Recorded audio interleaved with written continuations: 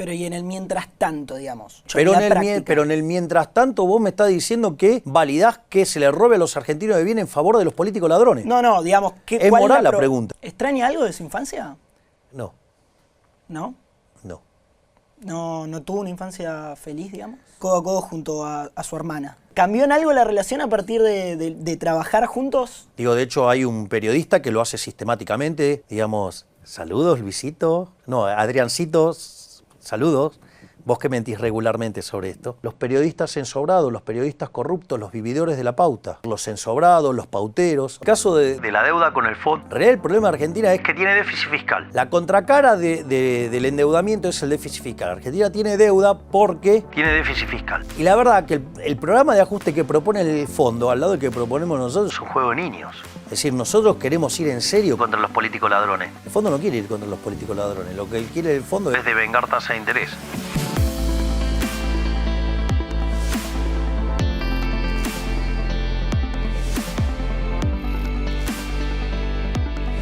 Estamos con el diputado nacional y precandidato a presidente de la Nación, Javier Milei. Muchas gracias por estar acá con nosotros, Javier. ¿Qué tal, Federico? Un gusto enorme estar aquí. El gusto es nuestro. Bueno, me gustaría comenzar la entrevista hablando un poco de economía. Principalmente de la dolarización, que es una de las propuestas principales del espacio. Quería llevar la entrevista para que se entienda bien cómo es el proceso de dolarización que propone su espacio. En primer lugar, usted dice, bueno, llego al gobierno, empiezo un proceso para terminar con el Banco Central y dolarizar. ¿Ya hay un plan de cómo hacerlo? Digamos, ¿va a haber una fecha en la cual el peso va a dejar de existir? ¿Las dos monedas van a coexistir durante un tiempo hasta que deje de circular el peso? ¿O cómo sería? A ver, nosotros el proyecto ya lo tenemos armado. Se va a enviar, más bien asumimos. Es decir, sería de las primeras cosas que estaríamos enviando al Congreso. Y en este contexto nosotros estamos trabajando con la solución que propuso Emilio Campo. Es muy interesante porque la solución de Emilio Campo es una conjunción entre la solución ecuatoriana y la solución de El Salvador. En el caso de Ecuador, la dolarización se dijo, bueno, de acá a 3 meses hay que cambiar todos los sucres por dólares y automáticamente se dolarizaba. Hay un problema de índole que tiene que ver operativa. Pensá que el billete más grande de Argentina son 4 dólares a mercado. En realidad son menos de 4 dólares, ¿no? Pero, ¿qué es lo interesante? En Ecuador lo intentaron hacer, en 3 meses no lograron cambiar todos los billetes. O sea, vos te imaginás que necesitas un montón de billetes de baja denominación y los argentinos en general tenemos billetes de 100 dólares. Entonces hay una cuestión de índole operativa, lo extendieron 3 meses más, no lo llegaron a hacer, tardaron 9 meses. En Ecuador se tardó 9 meses en hacer ese proceso. En el caso de El Salvador tardó 24 meses. Básicamente lo que se hizo, se le dejó libertad de elegir cuándo cambiaban la moneda a los salvadoreños y ese proceso duró 24 meses. Es decir, no había una fecha límite en la cual dejara de ser legal. Exactamente, o sea, vos lo podías rescatar cuando querías. Lo interesante de la propuesta de Emilio Campo es que él lo que dice es, se plantea con el modelo de El Salvador, pero cuando se han rescatado 2/3 de la base monetaria, es como una suerte de plebiscito y en ese momento se acelera el proceso de conversión y ahí la economía queda dolarizada. Ahora, eso si vos querés es una cuestión operativa, pero me parece que hay cuestiones mucho más profundas del porqué de la dolarización, ¿no? Porque si vos te fijás, desde que Argentina nacionalizó el Banco Central en 1946, hasta 1991 la inflación promedio de Argentina fue 250% anual, promedio. Tuvo 2 hiperinflaciones sin guerra, se le quitó 13 ceros a la moneda, se destrozaron 5 signos monetarios. Después vos en la convertibilidad tuviste una inflación promedio del 9%, pero concentrada en los primeros 20 meses, a partir de 1993, Argentina era el país con menos inflación del mundo. O sea que fue un programa sumamente exitoso el de la convertibilidad. Y sin embargo, o sea, y ahí tenías un Banco Central independiente, la regla era clara, era una regla monetaria dura donde la oferta y demanda estaban continuamente mapeadas y una vez superados los desequilibrios de inicio no hubo más inflación y además esa regla monetaria, toda la estructura contractual de la economía estaba montada sobre la regla monetaria, por lo tanto era irrompible, y cuando los políticos ladrones se quedaron sin forma de financiar sus aventuras fiscales, que en el fondo tiene que ver con la corrupción, al margen de que nos hundan a los argentinos, entonces salieron de la convertibilidad y dijeron que esta vez iba a ser diferente. Fíjate que en los primeros 4 años del régimen K la inflación estuvo cerca del 10%, en el segundo periodo el régimen K fue 20%, después 30%, con Macri en torno al 40%, y hoy la inflación en realidad en Argentina viene viajando a un nivel del 150%. Vos tenés, fíjate que si lo tomás en alimentos venís al 200, tenés por lo menos entre 50 y 100 puntos de inflación reprimida. Es decir, Argentina está a las puertas de una hiperinflación. Y lo más interesante, si vos lo quisieras plantear desde un sentido utilitarista, la dolarización es el único mecanismo por el cual vos podés evitar una hiperinflación.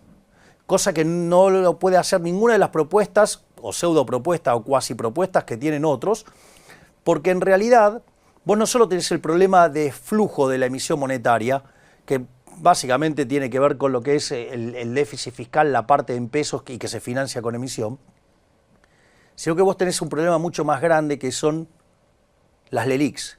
De hecho, Argentina tiene un déficit total entre el Nación y el Banco Central, o sea, el cuasi fiscal, de más de 12 puntos del PBI. De esos 12 puntos del PBI, 7 puntos son los intereses de las LELIQs. Es decir, que vos tenés un problema que solamente de hacer énfasis sobre la cuestión fiscal para bajar la inflación no te alcanza, porque el problema que vos tenés adentro del Banco Central es mucho más grande. Y justamente eso es lo que se llama un problema de stocks. Entonces, y lo que hace la dolarización es rescatar esos stocks, es decir, te evita la hiperinflación.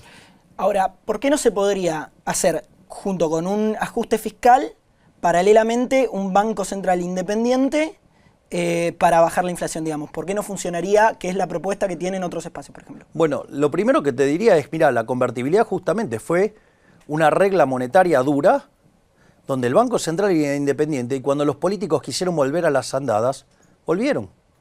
Por lo tanto, o sea, eso te diría que es un tema no menor, o sea, eso ya falló. Ya falló. De hecho, el espacio que propone eso, Juntos por el Cambio, habría que recordarles que ellos son los mismos que se llevaron puesto a Federico Sturzenegger el 28 de diciembre del 2017, y es donde comenzó la hecatombe. Entonces, digo, justamente ellos que cuando no se la jactan de institucionalistas, cuando no les gustó lo que estaba haciendo el Banco Central, se lo llevó puesto. Imagínate que si los que se jactan de ser institucionalistas hicieron esa aberración, imagínate lo que pueden hacer los impresentables del Frente de Todos, o los kirchneristas. O sea, es 10.000 veces peor. Entonces, pero eso es desviar la atención del verdadero motivo por el cual uno tiene que dolarizar. O sea, hay 4 bases para dolarizar, por decirlo de alguna manera. El primer punto es de índole moral, es de índole ética. Yo te hago una pregunta. ¿Para vos robar está bien? No, por supuesto que no. Bien, ok. Entonces estamos de acuerdo que robar está mal. Vos sabés que el Banco Central es un robo, es una estafa. Suponete que yo tomo una fotocopiadora y ahora me pongo a imprimir billetes. Entonces te quiero cambiar la campera, digamos, la carpeta, el celular, a cambio de esos billetes que yo imprimí ahí. ¿Me los aceptarías? No, claro. No, ¿por qué? Porque te estaría robando. Bueno, eso es lo que hace el Banco Central cuando emite. Es decir, que algo sea legal no quiere decir que sea legítimo. Ahora, porque ese es uno de los fundamentos. Después tenés argumentos de... Fíjate esto, de lo injusto que es. Digo, ¿estamos a favor de la igualdad ante la ley? Ok, entonces ¿por qué, digamos, el Banco Central puede emitir billetes para los políticos y nosotros no podemos emitir billetes? O sea, ahí hay una cuestión legal. Fíjate esto, vamos a cuestiones técnicas. Suponete lo siguiente, que yo ahora te traigo una botella de vino con el mejor vino, pero del mundo, de toda la historia del mundo. ¿Cuánto vale en una sociedad abstemios? no, nada. 0, bien, exacto. Digo, si el peso no lo quiere nadie, entonces vale 0. Entonces cualquier esfuerzo que vos hagas de colocar un determinado nivel determinada cantidad de dinero, ¿el resultado cuál es? Vas a tener una hiperinflación, porque eso tiene que valer 0. Por lo tanto, la única forma que los saldos reales valen 0, si vos estás proponiendo una determinada cantidad nominal de dinero, la consecuencia es que los precios tienen que tender infinito. No solo eso, fíjate que tenés a los políticos siempre despotricando contra los monopolios. Y en realidad los únicos monopolios malos son los monopolios que están impuestos por la ley, o sea, por la violencia del Estado. Y la pregunta es, ¿y el Banco Central qué es? Justamente es un monopolio impuesto por la ley, o sea, es El Banco Central es la idea del socialismo monetario. De hecho, si vos querés hacer la categoría, yo tengo 4 categorías para los bancos centrales. Suponete lo siguiente, yo te digo un banco central que tiene 80% de inflación en los últimos 20 años, o casi 100% de inflación en los últimos 20 años, o desde inicio del siglo XXI. La pregunta es, ¿cómo lo considerarías ese Banco Central? Ineficiente. Espantoso, ¿no? Porque perdiste la mitad. Bueno, eso es la Reserva Federal. Esa es la Reserva Federal. O sea, eso es el dólar. ¿Qué quiero decir eso? Entonces vos tenés bancos centrales que son malos, muy malos, espantosamente malos, y el Banco Central de la República Argentina. Entonces, fíjate que hay un argumento de índole moral, que robar está mal, que el trato desigual frente a la ley está mal, digo que, digamos, o sea, que no hay sustento técnico para sostener esa aberración.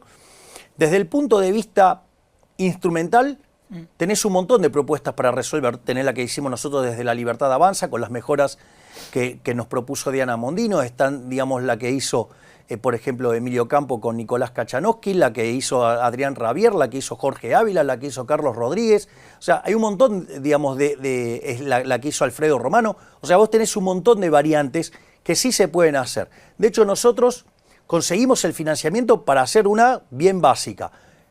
Ahora bien, entonces digo, no es un problema la instrumentación técnica. ¿Sabes cuál es el verdadero problema, Federico? ¿Cuál? Que el Banco Central es un mecanismo por el cual los políticos le roban a los argentinos de bien. Es decir, el Banco Central es un mecanismo por el cual se le roba a la gente honesta mediante el señoriaje. ¿Y sabes cuánto nos robó, por ejemplo, en los últimos 3 años este gobierno de delincuentes? ¿Cuánto? 16 puntos del PBI. De hecho, hay una nota que hicieron ustedes acá en Infobae, que muestra que a lo largo de los últimos 20 años, digo, estos delincuentes de los políticos nos robaron 270.000 millones de dólares. Y conforme va avanzando la inflación, lo que nos van robando es más. Es decir, el caso del gobierno de Alberto Fernández está en orden de los 90.000 millones de dólares. Es decir, que los políticos nos roban cerca de 25.000 millones de dólares por año con impuesto inflacionario. ¿Qué quiere decir esto? Que si vos le sacaras a los políticos esta herramienta, le estarías devolviendo a la gente de bien 25.000 millones de dólares por año. Mirá qué programa, ¿eh? Ahora, ese financiamiento que usted me comentaba, ¿qué sería? ¿Como un préstamo para poder dolarizar? Bueno, en realidad vos tendrías... ese proceso de dolarización, digo, tiene 2 partes. Suponete que lo tomo a los precios. Siempre es, vale la pena aclarar esto, es que siempre es al tipo de cambio de mercado. Ok, ¿el de ahora o el que haya en el que haya en el momento. Ok. Es decir, entonces vos me decís, ¿lo tenés que hacer hoy? Bueno, hoy es con un dólar de 550. Ok. ¿Sí? Mañana no sé cuáles son los dólares de mercado, por decirlo de alguna manera. Pero siempre es al dólar de mercado, porque si no, no tiene razón de ser. A ver, cuando dicen esas tonterías de 3.000, 5.000, o sea, esos que dicen que tienen una cuenta fácil y les da 3 números distintos, eso es bastante raro, ¿no? Porque si es una cuenta fácil no te da 3 números distintos, es un número solo. Pero, entonces, suponete lo siguiente. La pregunta es, si fuera el caso que dicen 3.000, 5.000, 10.000, lo que fuera, el número que vos quieras, la pregunta es, si está tan barato, ¿por qué no estarían todos comprando? Si vos tenés una forma de ir a comprar al paralelo, ¿por qué no lo haces? ¿Me comprendés? Entonces digo, esos precios no tienen sentido. Pero digamos, para dolarizar. Pero bueno, pero primero digo, digamos a qué tipo de cambio es, porque digamos, Claro. No dejemos que nos mientan los políticos mentirosos. O sea, va a ser al tipo de cambio que esté en ese momento. Al tipo de cambio de mercado, que es precio. Perfecto. Es decir, precio, mira, esto está en un libro de Pablo, es genial. Precio es a lo que hay.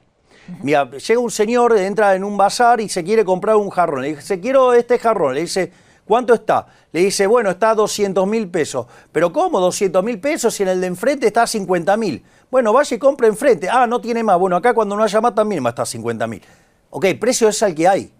Precio es al de mercado. Ese es precio. Lo otro son todas ficciones. Perfecto. ¿Y los dólares esos para Wait dolarizar? a minute, sí, pero porque son 2 partes del proceso. Una parte tenés lo que tiene que ver, vos tenés que rescatar un pasivo monetario que suele oscilar entre 35.000 y 40.000 millones de dólares, que es la suma de las LELIQs más la base monetaria. La base monetaria suele rondar entre 10.000 y 9.000 millones de dólares, y el resto, digamos, o sea, y las LELIQs suelen fluctuar entre 25.000 y 30.000 millones de dólares. Cuando vos mirás el balance del Banco Central, los economistas están muy empecinados en utilizar la metodología del fondo y usar las reservas netas.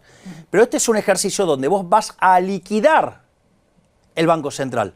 Con lo cual a vos lo que te importa son las reservas brutas de las que son tuyas. Y ahí vos tenés la posición de oro, tenés la posición del BIS, tenés, o sea, el Banco de Basilea, tenés EDESA, tenés DEX, tenés un conjunto de activos en dólares, el oro, que están en torno a los 10.000 millones de dólares. Con lo cual, todos los activos que tiene el Banco Central, que al dejar de existir, serían activos del Estado. Exacto, para vos, para liquidar, para rescatar la base monetaria. Entonces vos tenés un montón de posiciones en dólares que son del Banco Central, con las cuales vos podés rescatar eso. Okay. Y después vos tenés que rescatar las LELIQs, que suelen oscilar entre 25.000 y 30.000 millones de dólares. Vamos a poner el peor de los casos, 30.000 millones de dólares. Pero también el Banco Central tiene títulos públicos por el equivalente a 90.000 millones de dólares. Claro, digo, son ilíquidos y vos tendrías que canjearlos por otros títulos. Y además esos títulos, ¿qué es lo que sucede? A mercado valen 1/3. Por lo tanto, fíjate que vos con esos títulos ya podrías que rescatar las LELIQs. Y el que se queda con esos títulos en el medio de una situación donde vos estabilizaste, genera una ganancia de capital que todos quieren entrar. Es un negocio fabuloso en el que todos quieren participar. Es decir, entonces yo no tengo la culpa, digo, del pensamiento y mentalidad rudimentaria y bajo el coeficiente intelectual de los economistas de Juntos por el Cambio que no entienden esta cuenta. Bien, ¿y el financiamiento entonces para qué sería? Porque las LELIQs... Pero es que justamente vos lo que haces es un swap de deuda. Es decir, vos tomás esa swap, digo, que tenés los títulos públicos hoy que son ilíquidos, o sea, pasás a tener otros títulos con ley Nueva York, con, digamos, una economía que está dolarizado, con lo cual tiene menos riesgo de moneda, con lo cual tiene mucho menos riesgo país, con lo cual el precio de esos títulos, por el solo hecho de haber eliminado el riesgo de moneda, ¿sí? Con lo cual además, con el rebote que te genera además el riesgo de contraparte, o sea, el riesgo de crédito también te cae mucho, con lo cual esos títulos van a volar. Por lo tanto, el que entre en esa operación gana un montón de dinero. Por eso a mí también me gusta mucho. Esa es la más fácil de instrumentar, porque es tan obvio lo que vas a ganar. Por eso también es muy interesante la propuesta de Emilio Campos, porque esa ganancia, gran parte de esa ganancia de capital queda en manos del Estado Nacional y sirve para rescatar otros títulos. Entonces, cuando vos terminás además con el proceso de dolarización, la deuda neta de Argentina cae. Ok. En la práctica, ¿cuánto tiempo tardaría el proceso de dolarización en llevarse en la propuesta de Emilio Campos, que es la que está? Una vez que vos sancionaste la ley, demanda entre 9 y 24 meses. ¿Qué es lo que tardó, digamos, entre lo que es la solución de Ecuador y la solución del Salvador? Perfecto. En esos entre 9 y 24 meses, las empresas, por ejemplo, en la práctica, ¿las empresas van a estar obligadas a empezar a pagar los sueldos en dólares? Mientras que está el proceso de conversión, es más, a vos te da lo mismo, porque lo hiciste al tipo de cambio de mercado. Cuando vos tenés tipo de cambio de mercado, ya están arbitrados los precios, te da exactamente lo mismo. Es una cuestión operativa. Y si querés tener dólares, vas a tener dólares, vas al Banco Central, te presentas y te lo dan. Pero la gente no va a querer desprenderse de esos pesos, es decir, no hay probabilidades de que las empresas prefieran pagar en pesos para desprenderse de esos pesos. No importa, es una cuestión de índole operativa. Si a vos te depositan el sueldo en el banco, si la gente después quiere retirar dólares, agarra y le pagan en dólares, que no es un problema. Perfecto. O sea, digo, el proceso es un proceso... A ver, lo que más te lo empasta en el tiempo tiene que ver con que vos necesitas billete de baja denominación. Ok. O sea, no es un problema de índole de reemplazar los pesos por los dólares, es un problema... El empleado va a poder ir al banco y reemplazar esos pesos por la cantidad de dólares al valor mercado del banco. Exactamente. Perfecto. Una persona, por ejemplo, que saca en cuotas un producto, esa deuda existente en la persona, ¿se va a dolarizar? ¿Se va a pagar en pesos? ¿Y a vos qué te importa que quede dolarizada si tus ingresos también están dolarizados? Se acabó el problema de descalce de moneda. No hay más problema de descalce de moneda, pero la tasa de interés va a ser muchísimo más baja. Pero digamos, yo, que todavía, en un ejemplo, sigo cobrando en pesos, está bien, puedo ir al banco y cambiarlos por los dólares, pero esa deuda, ¿va a ser en pesos o en dólares? ¿O va a depender de cada...? No, la vas a tener que convertir, pero no es un problema. Porque vos, o sea, digamos, al tipo de cambio de mercado tenés los pesos, los dólares, te da lo mismo. Está arbitrado ya. Está arbitrado. Si no, no es precio de mercado. Claro. Y con los ahorros de las personas, por ejemplo, ¿también se van a dolarizar o van a seguir...? Ya están dolarizados los ahorros de los argentinos. O sea, de hecho, cuando vos mirás el caso de Argentina, y vos mirás el balance del Banco Central, el pasivo, suele oscilar entre 30.000 millones de dólares y 40.000 millones de dólares. O sea, la suma de base más LELIQs. Eso es muy importante cuando vos lo mirás. O sea, no sé, en periodo de alta convulsión, no sé, la renuncia a Batakis, se parecía más a 30.000 millones de dólares. En momentos donde vos estás más estable, estás más cerca de los 40.000. Ahora la pregunta es ¿por qué, digamos, ese pasivo del Banco Central es algo tan granítico? Porque en realidad, ¿sabes lo que está reflejando? La verdadera demanda transaccional de la economía, y tiene que ver con la demanda de dinero para transacciones y tiene que ver con lo que es el working capital de las empresas. Entonces, sí, en pesos te puede fluctuar, pero cuando lo corregís por tipo de cambio, el valor de las transacciones en dólares casi no se te mueven.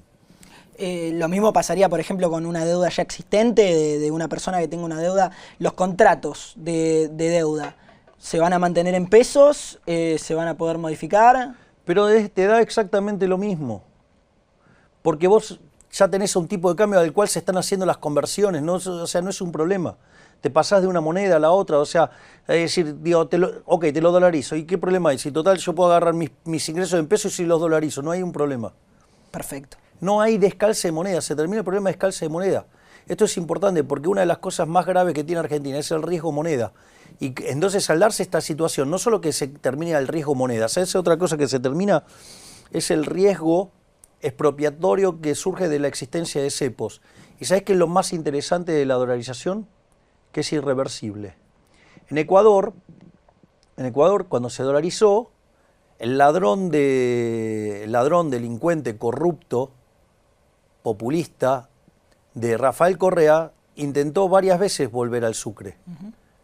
Y cuando vos escuchás a Jamil Mahuad, el presidente de Ecuador que dolarizó, te dice, ¿sabes por qué no lo pudo hacer? Porque lo único que era más popular que Correa era la dolarización. El 91%, ¿sí? Discúlpame, el 92% de los ecuatorianos quieren seguir con el dólar. 7% son indiferentes y el restante 1% son los que quieren volver al Sucre. Porque ¿sabes qué es el punto central? Es que el Banco Central es un mecanismo por el cual los políticos le roban a los ciudadanos de bien. Y una vez que, digamos, es más, yo recuerdo un impresentable que se quejó por esto, un supuesto liberal, defendiendo de que perdíamos el señoriaje, que se lo entregábamos a Estados Unidos. En realidad yo te hago una pregunta a vos, Federico. Tenés dos opciones. Tenés un caso en el cual un ladrón te va a robar uno y otro ladrón te va a robar 20. ¿Cuál preferirías si es inexorable que te roben? No, el que menos. El Claro. que te robe menos. Entonces, el argumento de este señor muy poco profesional, por decirlo de manera educada, es, digamos, mirá, por lo menos la Reserva Federal te roba menos. O sea, que estaba haciendo una defensa de que el que te robe sea el político argentino. O sea, estaba haciendo un argumento en favor de los políticos ladrones argentinos. Digo, aviso porque es alguien que está en Juntos por el Cambio. Digo, y otra payasada que dijo fue, no, bueno, pero ¿qué? Ahora nuestros próceres, ¿qué van a hacer? Washington, Lincoln, Hamilton, Jefferson, Grant y Franklin. Disculpame, digo, el signo político en el que vos estás lo cambió por animalitos, así que tampoco eso no es un argumento. Y además también vale la pena señalar la deshonestidad intelectual, porque nosotros hablamos de competencia de moneda. Vos podés liquidar a una moneda que se te ocurra, que es el dólar, pero después vos usás la moneda que quieras. Si vos fueras una empresa vinculada al sector petrolero, probablemente vos tus contratos los hagas en WTI. Si fueras una empresa vinculada al gas, lo harías respecto al BTU. Si fueras un campo y te dedicás a la soja, lo harías en el precio de la soja Chicago. ¿Me comprendés lo que te digo? Es decir, todas esas artilugios que ponen en contra de la dolarización son todos artilugios que muestran la escasa capacidad intelectual de los economistas para entender problemas de índole financiero. ¿Vos sabés desde cuándo está documentado que existen los mercados de derivados, o sea, opciones, futuros y esa cosa? ¿Desde cuándo? Hay un libro en la Bolsa de Comercio de Madrid que se llama Confusión de Confusiones y describe el mercado de derivados en Holanda a mediados del siglo XV. Entonces, digo, yo no tengo la culpa que los economistas argentinos sean tan brutos en temas monetarios y financieros. Es decir, bueno, por eso le han hecho tanto daño a la Argentina, por eso proponen cosas, digo, no sé, como la tontería esta del bimonetario. Disculpame, vos, o sea, abrís el cepo, no corregiste el problema de la LELIQ, te vas a una situación bimonetaria, la caída en la demanda de dinero es lo que te genera la hiperinflación. Es decir, la hiperinflación la fabricaste vos mismo. Es decir, esto es interesante porque muchos de esos economistas puertas adentro reconocen que pasa eso, pero después puertas afuera se dedican a criticar a los únicos que tenemos una propuesta seria, que somos nosotros. Ustedes plantean que no se puede eliminar el cepo de un momento al otro. ¿Eso por qué es? O sea, ustedes no van a eliminar el cepo ni el cepo se elimina el día que arreglaste el problema de los stocks, el problema de las LELIQs. O sea, ese es el día que vos lo arreglás. Si vos, nosotros evidentemente lo que estamos haciendo es trabajar ya en la solución para que podamos instrumentar la salida del problema de las LELIQs, o sea, para arreglar el problema de las LELIQs lo más rápido posible. Cuando vos arreglás el problema de las LELIQs, listo, ya está, levantaste el cepo. Bien. Sin política monetaria, digamos, sin Banco Central, ¿cómo se financiaría un eventual déficit fiscal de la Argentina? Yo te lo devuelvo con una pregunta. Si a vos en tu casa no te alcanza la plata, ¿te vas de caño? No, claro. ¿Qué haces? O bajás el gasto, o laburás más, o sea, le buscás la vuelta. Bueno, ¿por qué entonces queremos naturalizar irnos de caño? ¿Por qué la solución a un problema fiscal es robarnos con la política monetaria? Eso es una locura. Por eso, digamos, tenemos los descalabros monetarios que tenemos. Es decir, aparte, ahora me voy a poner técnico. En el año 1968, un señor que ganó el Premio Nobel de Economía, que se llamaba Robert Mundell, ¿sí?, que escribió un libro de economía internacional, y una de las cosas que describe en ese libro de economía internacional monetaria hay algo que se llama principio de clasificación efectiva de instrumentos de mercado. Entonces dice, bueno, si vos querés controlar, no sé, la inflación es la política monetaria, ¿sí?, porque la inflación es la pérdida de poder adquisitivo del dinero, entonces se combate con política monetaria. Y si tiene un problema de índole de déficit fiscal, se combate con la política fiscal. O sea, en este caso nosotros además proponemos, de hecho es la parte que nosotros llamamos el plan motosierra, que es una fuerte baja del gasto público. Pero y en el mientras tanto, digamos, o sea, con el déficit fiscal ya hecho, pero en el mientras tanto vos me estás diciendo que validás que se le robe a los argentinos de bien en favor de los políticos ladrones. No, digamos, es moral la pregunta. ¿Cuál es la propuesta, digamos, de la Libertad Avanza? Nosotros, o sea, nosotros arrancamos justamente con lo primero que arrancamos en paralelo, ¿no? Porque son todas medidas que van en paralelo, es lo que tiene que ver con la reforma del Estado. La reforma del Estado no es que solamente vamos a llevar a 1/3 la cantidad de ministerios porque nos vamos a quedar con 8, que es el Ministerio de Economía, el Ministerio de Infraestructura, el Ministerio de Capital Humano, el Ministerio de Seguridad Interior, de Defensa Nacional, el Ministerio del Interior y Relaciones Exteriores. Esos son los 8 ministerios. Al margen, de esa situación, nosotros lo que estamos proponiendo es una fuerte reducción del gasto público, es eliminar la obra pública yendo a un sistema de iniciativa privada a la chilena. Nosotros proponemos eliminar de cuajo las transferencias discrecionales a provincia y municipios, ¿sí?, que eso es un one shot, ¿no? Eso es un efecto de una vez y para siempre. Después lo otro que nosotros proponemos es eliminar lo que tiene que ver con los subsidios económicos, yendo a una recalibración de la ecuación económica financiera de cada uno de los contratos para minimizar el impacto sobre los precios, y en eso también, digamos, creemos que lo tiene que pagar el Estado y no, digamos, y no el sector privado. Una de las cosas que nosotros proponemos para, por ejemplo, mejorar la ecuación económica financiera del contrato es no solo recalibrar las inversiones, sino que además, por ejemplo, otra de las cosas que nosotros proponemos es eliminar el impuesto a las ganancias reinvertidas. ¿Para qué? Para que entonces el precio que vos necesitás para poner en caja la ecuación económica financiera del contrato sea menor. Otra cosa que te va a pasar es que al bajar la tasa de interés, digamos, eso te permite que los flujos de fondos de los ingresos valgan más. Y además, o sea, todas las nuevas inversiones las puedes hacer con esquemas de ingresos mínimos garantizados, con lo cual te permitiría hacer inversiones más largas y a un costo financiero mucho menor. Por lo tanto, digamos, o sea, fíjate que se puede aplicar un montón de ingeniería financiera para resolver el problema sin que impacte tan fuertemente sobre el sector privado y que la mayor parte de la carga caiga sobre el sector público.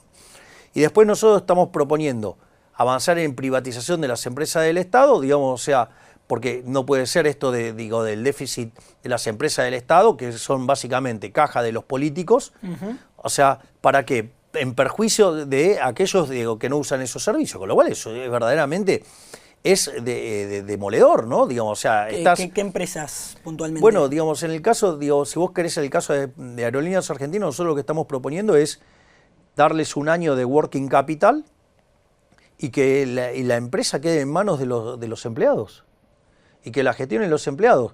Los propios empleados, digamos que son gente de bien, gente de trabajo, van a terminar sacando a patadas a los políticos ladrones. Por eso fíjate que ahora, digamos, la respuesta de Máximo Kirchner es que no se la pueda tocar. ¿Por qué? Y para que no puedan echar a los ñoquis que tiene la cámpora. Es decir, que son los malos trabajadores, los políticos, que ensucian a la gente de bien que trabaja. ¿YPF? YPF también tiene que ser privatizada, obviamente, o sea, digamos, es un escándalo. Fíjate la cantidad de empleados que tiene YPF, cuando era del Estado, cuando fue del sector privado, y ahora volvió a tener la cantidad exorbitante de puestos políticos. Eso no funciona así. Entonces, digamos, o sea, ni funciona el modelo de los kirchneristas, ni tampoco funciona el modelo que propone Juntos por el Cambio, que es decir que la van a hacer eficiente. No existe, eso es un oxímoron. Nada que haga el Estado es eficiente, porque vos para que algo sea eficiente, vos tenés que pagar los costos de lo que haces. ¿Entendés? Si el Estado, cuando digamos, se equivoca, le pasa la cuenta al resto. Entonces no existe tal cosa como una empresa pública. Es un oxímoron, porque empresa tiene que ver con emprender. Y la naturaleza del Estado es la violencia, la coacción. ¿Sí? El garrotazo en la cabeza.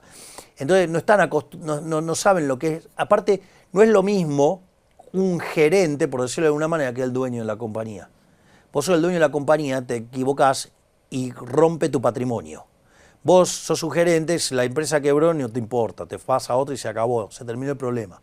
Entonces, ojo con esas soluciones que quieren hacer eficiente el Estado, porque por definición nunca es eficiente el Estado. Otro de los problemas grandes que tiene la Argentina junto con la inflación es la deuda que tiene con el Fondo Monetario Internacional. El año que viene tiene que pagar cerca de 3.000 millones de dólares.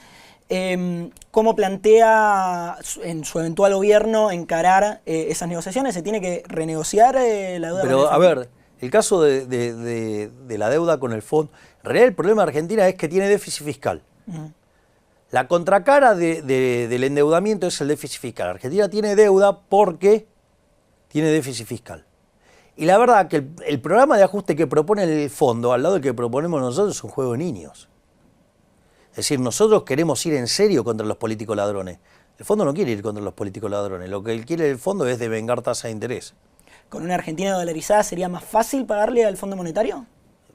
Lo pagás de taquito. Porque recauda en dólares la Argentina. Sí, digo, bueno, en principio el problema de la doble transferencia se acabó. O sea, digo, de hecho te queda toda la economía dolarizada, por lo tanto no tenés ningún tipo de problema, digo, está toda la economía funcionando en dólares, eso no sería un problema. Lo que sí tenés que poner en caja es las cuentas públicas. Y acá la discusión es quién paga el ajuste. Nosotros decimos que el ajuste lo tiene que pagar la política.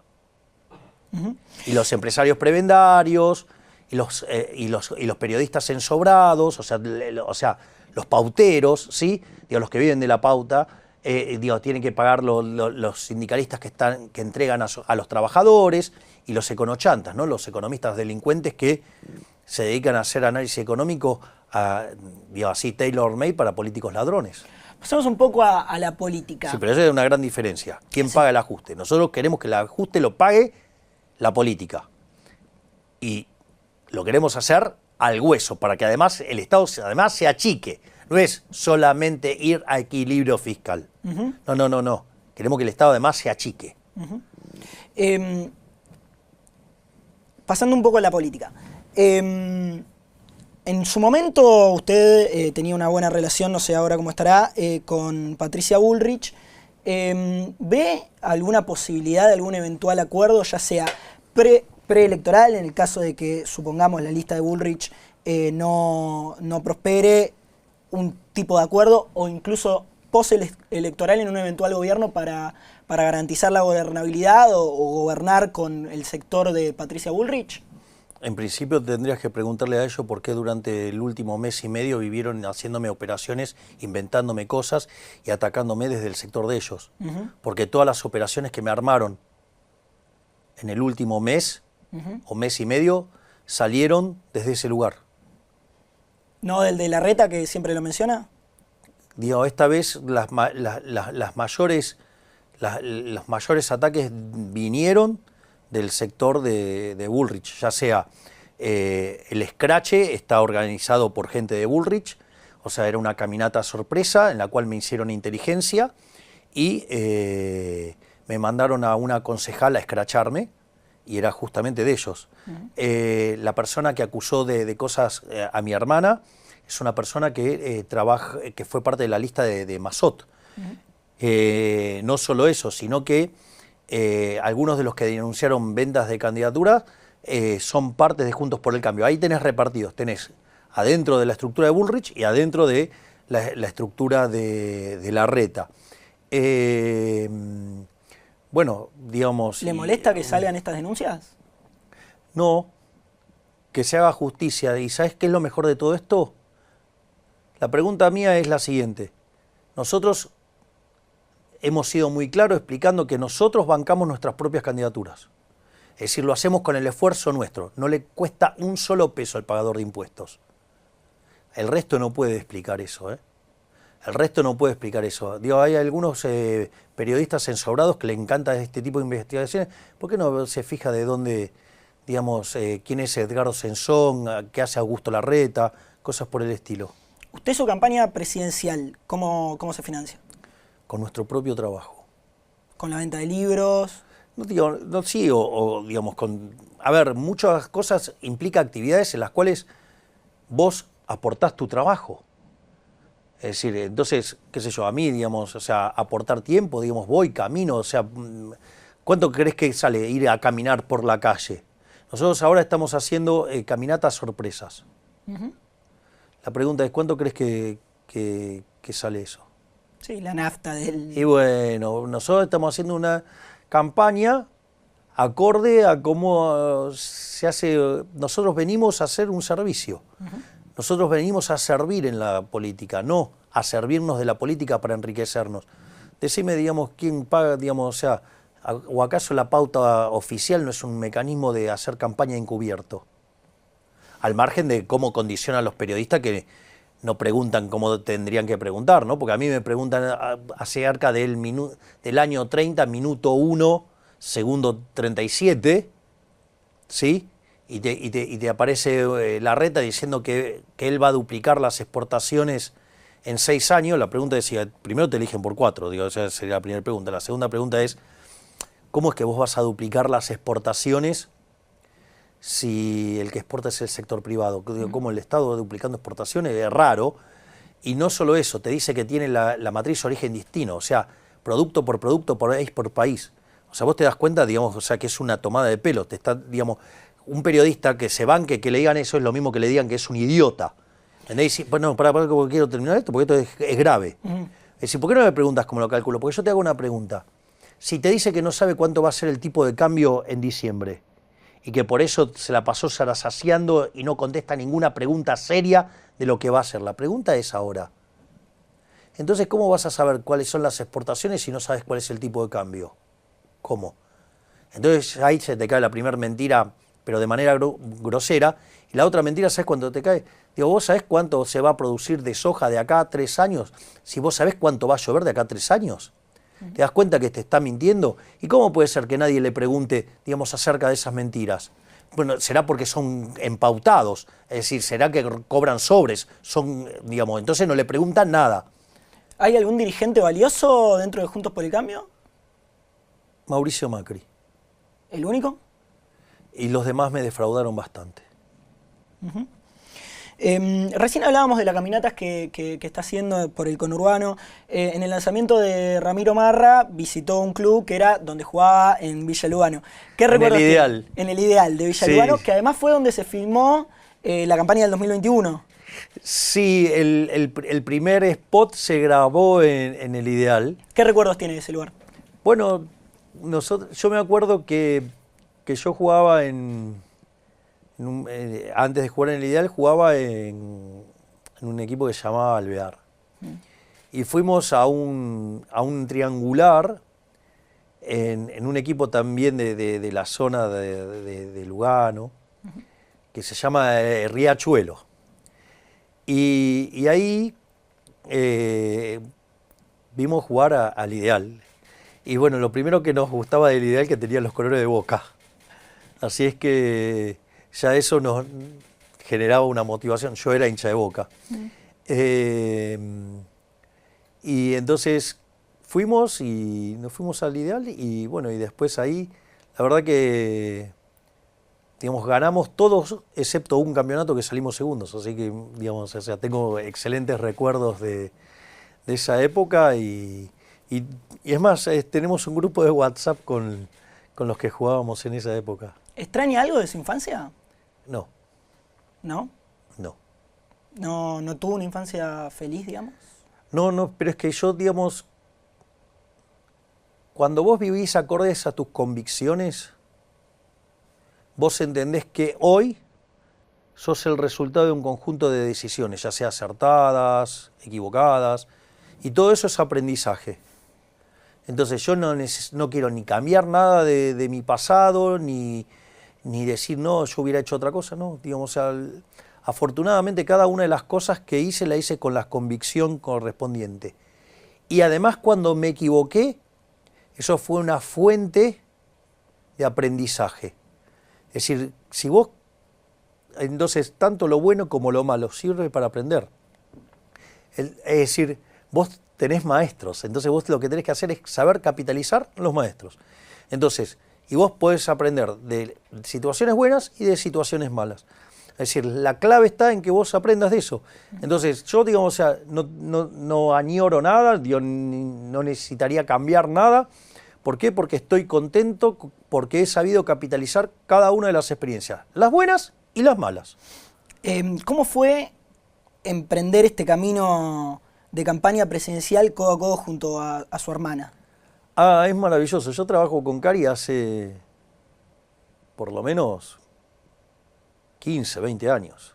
O sea, y nosotros lo que veíamos es que cuando llegó el gobierno de Alberto Fernández había un avance sobre la libertad de expresión, había un intento deliberado de censura, Leandro Santoro lo impulsaba abiertamente, pedía explícitamente por la censura de mi persona, y eso hizo que viéramos como complicada la batalla cultural, y frente a ese evento nosotros decidimos meternos en política y disputar el poder real. Ella está a cargo de todo lo que es la campaña. Ella es el jefe de campaña. Yo le digo el jefe a mi hermana. Pero le en, decía el jefe desde antes, ¿no? O sea, ¿En algún momento tuvieron algún tipo de discusión o de cómo fue la relación, digamos? Ustedes, bueno, se conocen de toda la vida. ¿Cambió en algo la relación a partir de trabajar juntos? mira, Quizás se hizo más cercana. no, a ver, lo más interesante de trabajar con mi hermana es que mi hermana, Dios, me dice todo lo que me tiene que decir. Es decir, mi hermana lo último que haría en su vida es escribirme el diario de Irigoyen. O sea, mi hermana, digamos, es alguien que tiene el coraje, por decirlo de alguna manera, de decirme todo lo que me tenga que decir. Digo, cosa que te diría que no muchas personas se animan. Es decir, y para mí eso es muy valioso. O sea, las personas que yo más valoro dentro del equipo son los que no tienen un problema en decir acá hay un error y se trabaja. Es decir, se discute y se trabaja. O sea, en ese sentido es una forma de no desviarme del camino. Noto que se sensibiliza con su hermana. Lo he visto también muy sensibilizado cuando recibió el doctorado en la Universidad de Ciade por parte de Alberto Venegas Lynch, a quien usted admira mucho. ¿Qué cosas lo sensibilizan? A ver, vamos a ponerlo en estos vamos términos. Por partes. Claro, vamos por partes, exactamente. Si yo hago un listado de quiénes son los 5 economistas más importantes de toda la historia argentina. Entonces, por ejemplo, sin duda en esa lista aparece Miguel Sidrowski. Miguel Sidrowski murió a los 28 años. Aquellos que estén viendo esta nota, les recomiendo fuertemente que lean las palabras que le dedica Milton Friedman a Miguel Sidrowski. Para tener un inicio, de tener un orden de magnitudes, Miguel, digamos, revolucionó toda la profesión metiendo el dinero dentro de los modelos de crecimiento del estilo Ramsey. Su tesis doctoral es básicamente sobre eso. Digamos, y el tema de él era dinero y crecimiento. O sea, mi especialización, de hecho. Por algo elegí esa especialización. El segundo economista más importante también que ha partido es Julio Hipólito Guillermo Olivera. Yo puedo no coincidir con algunas de las contribuciones de Olivera o demás, pero eso no quita que haya sido uno de los grandes y haya sido uno de los grandes arquitectos de lo que es la profesión de economía en la Argentina. Uh-huh. Y ya, digamos, de los que están entre nosotros y que son personas formidables, está, digamos, y que afortunadamente tengo la dicha y el honor de ser amigo de los tres, que es el caso de Guillermo Calvo, que es profesor en Columbia, en Nueva York. Es más, con Guillermo Calvo tengo el récord seguido hablando de economía sin parar. Estuvimos 13 horas y medias en su chacra de Punta del Este. Después tenés el caso de Carlos Rodríguez, que es el jefe de asesores, y después tenés Alberto Venegas Lynch, hijo, que es el máximo exponente del liberalismo de todos los tiempos. Entonces, bueno, qué sé yo, es como que tener la posibilidad de interactuar con ellos de la forma en que interactúo, es como que vos te puedas ir al potrero a jugar con Messi. ¿Vos me comprendés lo que significa? O sea, tener la posibilidad de interactuar con tres personas que están entre los 5 más grandes de la historia. Es decir, es un privilegio enorme. O sea, ¿cómo me voy a sentir dichoso, afortunado? Es decir, yo soy un tipo que, digamos, o sea, para con la vida tengo gratitud. O sea, mi vida, digamos, o sea, ¿qué querés que te diga? Es decir, he encontrado personas maravillosas. O sea, fíjate esto, tengo la posibilidad de interactuar de modo directo con Alberto Venegas Lynch, hijo, con Carlos Rodríguez, con Carlos, con Guillermo Calvo. Es decir, tengo como guía espiritual a un rabino que se llama Axel Banish, que es una superestrella. Digo, tengo la posibilidad de contar con una persona como mi hermana que es maravillosa. Es decir, y te puedo nombrar un montón de personas. O sea, tomá el camino del libertario y vas a ver un montón de personas que escriben, ¿sí? Digamos, que aportan cosas maravillosas, digamos, como puede ser el caso de Santiago Oría, como el caso de Lilia Lemoine, digamos, como el caso de Ramiro Marra, como el caso de Victoria Villarruel, el caso de Nicolás Sema, el caso de Berti Venegas Lynch, el caso de por ejemplo, de Diego Zucalesca, digo, o sea, entonces, hey, digo, ¿cómo no vas a ser un tipo agradecido? ¿Me entendés? O toda la gente nueva que se está incorporando al espacio. ¿Me entendés? ¿Lo emociona ver la cantidad de gente que hay cuando hace las recorridas o en los actos? Digo, ingresó a la política en el 2021. Consiguió la banca... Oficialmente el 22 de octubre del 2020. Del 2020. Cuando cumplí 50 años. Con la campaña. A hoy, viendo ya con una campaña presidencial en marcha, ¿qué siente con lo que se genera, digamos? Es imponente, es imponente. Cuando vos haces convocatorias y te encontrás, no sé, ejemplo, la de Mar del Plata, cerca de 15.000 personas. La convocatoria, digamos, que ahí tuvo un rol destacadísimo, digamos, Juliana Santillán. Cuando tenés una convocatoria como la que hubo en Rosario, cerca de 20.000 personas, rol destacado de Romina Díez. Cuando vos mirás el caso de Córdoba, digamos, y te encontrás con cerca de 20.000 personas. Cuando, digamos, vos mirás, ahí son varias personas, digo, las que están involucradas. Cuando vos mirás, por ejemplo, el caso de Mendoza, digo, 20.000 personas escuchándome hablar de dolarización. ¿Me entendés? Donde ahí, digamos, el Partido Demócrata hizo un trabajo enorme. O cuando fuimos a Tucumán, que se convocaron 30.000 personas, digamos, o sea, donde claramente el trabajo de difusión que hizo la gente de Bussi fue espectacular. Digo, hay que convocar 30.000 personas. Entonces, la verdad, ¿qué es lo que puedo sentir? Gratitud, gratitud. Es decir, cuando yo voy por la calle y la gente, digamos, manifiesta tanto cariño, siento gratitud, siento responsabilidad. Es decir, siento que tengo que esforzarme al máximo por dar lo mejor que pueda.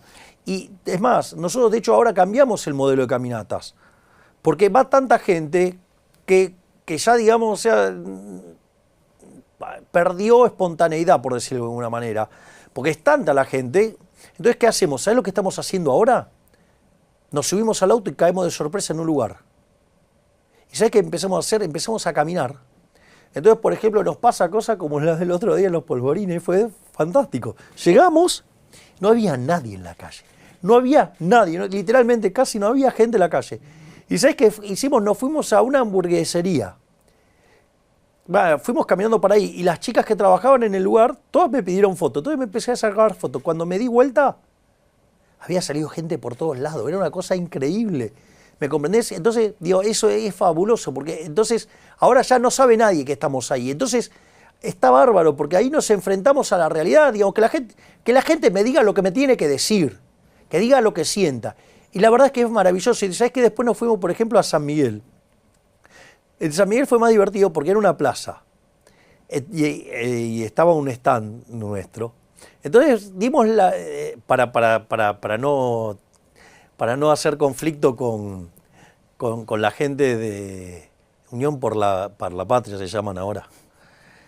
Nos fuimos por otro lado para que no hubiera conflicto y fue increíble porque llegamos y nada, estábamos en el stand. Entonces nos empezaba a sacar fotos con la gente que estaba en el stand. Y cuando vos te das cuenta, claro, era un horario donde había mucha gente y era una plaza.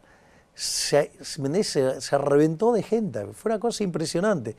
¿Me entendés? Y entonces ese mecanismo ahora a nosotros nos parece mucho más interesante, que sea absolutamente espontáneo y eso lo que hace es que sea todavía mucho más obligado la interacción directa con la gente. Y que me diga lo que piensa, qué es lo que quiere, qué es lo que espera, ¿sí? Y yo le voy a decir qué puedo hacer y qué no puedo hacer. Porque una parte sí se puede hacer. Ahora la otra parte, la responsabilidad cae en las personas. Las últimas dos que le hago. ¿Y qué opina de que esa multitud que se suele juntar cuando va a una provincia o cuando visita una ciudad? Sí, si querés te invito al cierre de campaña el 7 de agosto a las 19 horas en el Movistar Arena. Allí estaré. Vas a ver lo que es. Pero ¿qué opina que luego eso no se traduce en muchos casos en votos, más allá de los candidatos que en algunos casos usted apoyó y en otros casos no apoyó, pero qué opina, por qué cree que los candidatos libertarios no tienen un buen rendimiento electoral en las provincias? Vamos por partes. Primero hay un montón de casos que nos dicen que participamos y no participamos. Digo, de hecho hay un periodista que lo hace sistemáticamente, digamos, saludos Luisito, no, Adriancito, saludos, vos que mentís regularmente sobre esto. Pero al margen de eso, vamos por partes. ¿Vos sabés cuántas elecciones se desdoblaron? Creo que son 16 o 18. 21. 21. Y una se volvió para atrás, o sea, 20 de 24.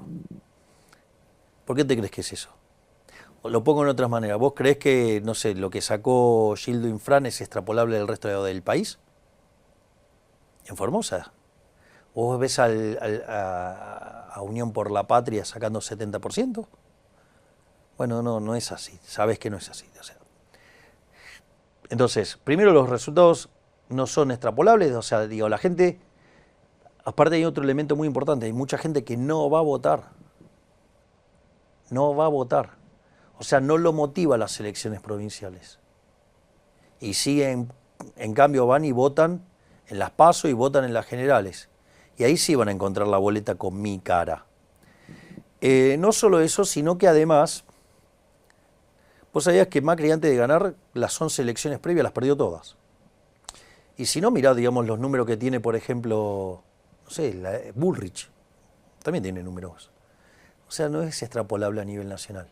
Lo que pasa es que, digamos, los medios, algunas cosas les gusta contarla de una manera y a otras no. Es decir, parece que la adicción a la pauta hace que, digamos, se quiera mostrar la información de una manera que claramente, ¿sabes cuál es el problema? Que nosotros venimos a barrer con la casta, nosotros venimos a patear con el statu quo. Y la casta no son solamente los políticos ladrones. Yo lo mencioné antes, la casta también son los empresarios prebendarios. ¿Me entendés? O sea, la Cámara Argentina de la Corrupción. ¿Me entendés? Cuando yo hablo del sistema de iniciativa de la obra pública con la iniciativa privada, y ponen el grito en el cielo. ¿Me entendés? Y seguramente que el presidente de la Cámara Argentina de la Corrupción se abraza con el ministro de Economía cuando le dice que va a hacer obra pública. Y claro, es mucho más fácil, digamos, tener la vaca atada. Pero bueno, por eso existieron los cuadernos también, ¿no? Es decir, que también, digamos, han trabajado bastante para ocultarlos. Que después esos, digamos, o sea, son los mismos periodistas que después critican mis presentaciones, que cuando vos mirás los hechos no coincide con lo que pasa. Pero bueno, después, por ejemplo, entonces no solo están, digamos, los políticos ladrones, están los empresarios prebendarios, están los sindicalistas que entregan a los trabajadores, que no hacen su trabajo, que se dedican a entregar trabajadores. También están ahí metidos los periodistas ensobrados, los periodistas corruptos, los vividores de la pauta, ¿sí? Es decir, los ensobrados, los pauteros, o sea, los que viven, digamos, de los recursos del Estado y no de una economía competitiva, que en el fondo también son socios y no quieren que cambie este sistema, ¿me entendés? Porque con eso, tío, tienen la vaca atada. O sea, te imaginas que de salir a ganarse, digamos, o sea, una cosa es que vos tengas que vivir del rating, otra cosa es que vos vivís de la pauta. Si vos vivís de la pauta, no te importa el rating. Entonces, agarrás, operás, ensuciás, calumniás, injuriás a las personas, no te importa nada. Y encima, si vos agarrás y te defendés, salen con el espíritu corporativo a atacarte en manada. Es decir, ¿acaso vos no te podés defender? Digo, o sea, si vos te pones a decir un montón de mentiras sobre mí, o sea, yo no puedo decir nada, me tengo que quedar callado. Y si yo, digamos, o sea, agarro y demuestro que están mintiendo, me mandan en manada a todos, o sea, los ensobrados y pauteros. Vamos, digamos, son, digamos, bastante fascistas en esa forma de pensar, porque además, ¿de qué lado está lo correcto? Porque si el ensobrado y el pautero vive de la guita del Estado, el Estado esa plata la roba vía impuestos. Entonces, ojo, porque digo, yo por lo menos vivo de la mía, no le saco la plata a nadie. O sea, ¿me comprendés lo que te digo? Y eso de utilizar los recursos públicos para perseguir a personas no está bien. O sea, ¿y qué van a hacer? ¿Qué van a aducir? Obediencia de vida. Que, digamos, o sea, que no tienen la opción de, digamos, de comportarse correctamente en términos éticos. Vamos. Y los otros, que también son gran parte, digamos, del problema, los profesionales en general, pero los economistas muy en particularmente, que venden su análisis económico para el favor de los políticos ladrones. ¿Por qué deberían votar por usted? Porque somos la única opción de poner de pie la Argentina. Una Argentina distinta es imposible con los mismos de siempre. Es decir, son socios. Vos no podés pretender resultados distintos haciendo siempre lo mismo. Los únicos que queremos hacer un cambio de 180 grados en Argentina somos nosotros. Nosotros somos los únicos que tenemos un programa económico consistente, ¿sí? Somos los únicos que presentamos un programa de gobierno para una Argentina potencia en el lapso de 35 a 50 años. Nosotros somos los únicos que estamos dispuestos a hacer todas las reformas y pagar los costos de la reforma. Nosotros somos los únicos que estamos dispuestos, ¿sí?, a sembrar las semillas del árbol del cual no vamos a disfrutar la sombra. Pero nosotros tenemos la convicción de hacerlo. ¿Sabes qué? Por eso ahí yo siempre suelo mencionar el caso de Pellegrini. El caso de Pellegrini asume en medio de una brutal crisis, una crisis tremenda, tremenda. ¿Y qué es lo que hace Pellegrini? Pellegrini hace todos los ajustes. O sea, se pone al hombro poner en caja la economía. Obviamente que eso no fue gratis.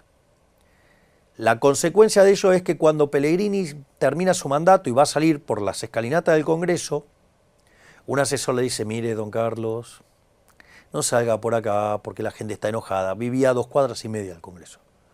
Justo a Pellegrini, el gringo le decían, justo a Pellegrini. Era un señor que tenía un carácter fuerte, por decirlo de manera elegante. Se abrochó el frac, se calzó la galera, tomó el bastón y salió por las escalinatas. En esas 2 cuadras y media le dijeron de todo menos bonito. Pero ¿cómo lo recuerda la historia hoy? Como el piloto de tormentas. ¿Cree que se puede arrepentir de algo por haberse metido en la política en el futuro? Todo lo que hago lo hago por convicción y todo lo que hago lo hago de buena fe. El error es parte de la vida y si aparece un error aprenderé. Pero cuando vos tomás las decisiones a conciencia no tenés nada de que arrepentirte. O sea, podrás tener que aprender, pero si vos tomaste las decisiones de buena fe, o sea, cuando vos, mirá, ahí el otro día, mira, lo voy a conjugar con 3 opiniones. La primera, cuando me metí en política, Espert me dijo, mirá, vos acá te vas a meter blanco y no vas a salir blanco. O sea, te van a ensuciar, te van a manchar, y por más que vos hagas todo bien, igual te van a ensuciar y te van a manchar. Salvo que te vendas y te entregues a alguna caja, entonces te dejan de molestar. Ese fue la primera cosa, que también conjuga con algo que me dijo un primer asesor político que decía, me revisaron todo y me dijeron, tengo 2 noticias, una buena y una mala. La buena era que no me encontraron nada, la mala era que me lo iban a inventar. O sea, y bien que lo estoy padeciendo ahora. Y ver periodistas todo el tiempo repetir mentiras con fuentes falsas, que saben que son gente mentirosas, o sea, y gente que responde directamente a políticos, y que son topos de esos políticos, pero no importa. Primer argumento. El segundo argumento es el argumento de Jaime Durán Barba, del caballo blanco. El caballo blanco es, según Jaime Durán Barba, dice tiene que aparecer muy cerca de las elecciones porque si aparece mucho antes lo van a ensuciar. Entonces no va a llegar porque lo ensucian, porque lo van a volver un caballo igual a los demás. Digo, la verdad es que lo que dice Durán Barba no tiene sentido, queda claro que no tiene idea de lo que es armar una estructura política.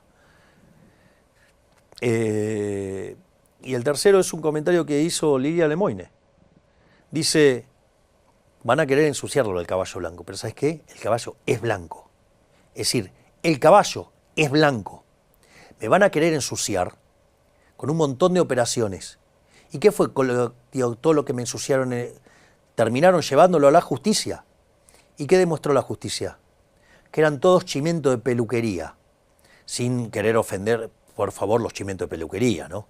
¿Vos te das cuenta? Eran, no, porque A le dijo a B, C le dijo a D y D le contó a Z y Z vino y un día en un costado dijo que, o porque lo puso en una cuenta de Twitter un anónimo, o alguien que se dedica a levantar mentiras y decir cualquier cosa.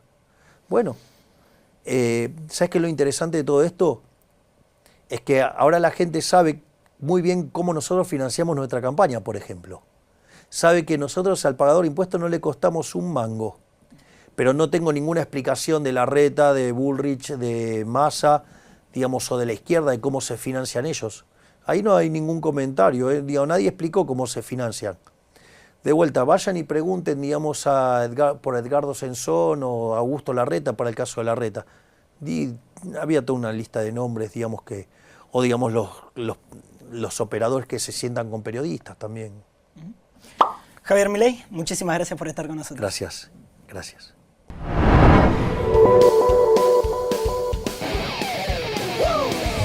A la mierda los malditos empresarios, a la mierda sodomitas del capital.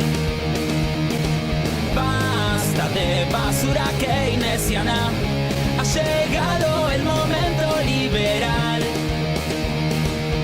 Tenemos un líder